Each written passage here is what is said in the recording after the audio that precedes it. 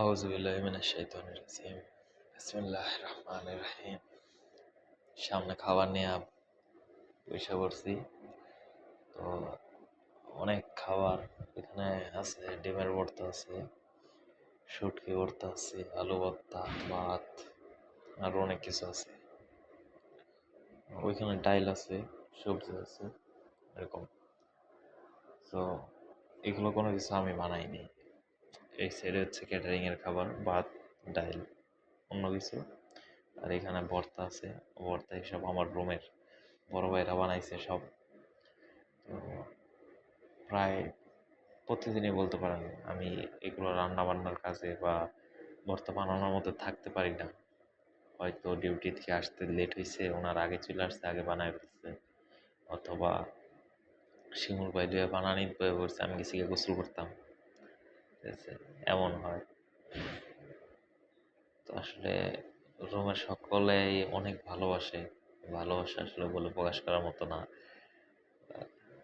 আমি কেন খাই না, মানে নামাজ পড়ে আসছি, আইসা সাথে সাথে খাইতে বসবো না, না খাইয়া বেশ নামাইতে শুয়ে রয়েছি, বিছানায় শুয়ে রয়েছি।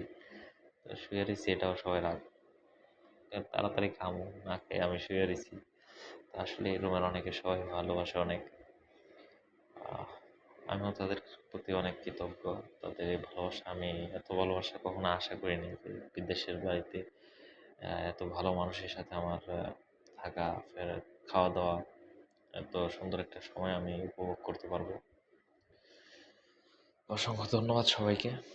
সবাই এখন শুয়ে পড়ছে, তো আমি বাইরে আসছি খাইতে। কোক আমার লেগে থুয়ে দিছে। আল্লাহু আকবার। তো আপনারা সবাই দোয়া করবেন সবার জন্য।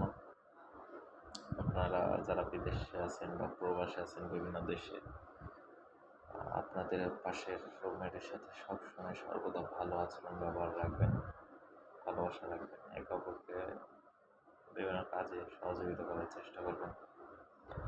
এই পর্যন্ত আমাদের মধ্যে যদি একটা সুন্দর সম্পর্ক থাকে, তাহলে আল্লাহ ভরসা কেউ কোনোদিন খারাপ থাকবে না, এখানে ভালোই থাকবে।